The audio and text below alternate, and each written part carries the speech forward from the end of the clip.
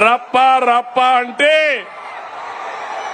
ఇక్కడ చూస్తూ ఊరుకో ఉండడానికి ఇక్కడ ఉండేది సిబిఎన్ పవన్ కళ్యాణ్.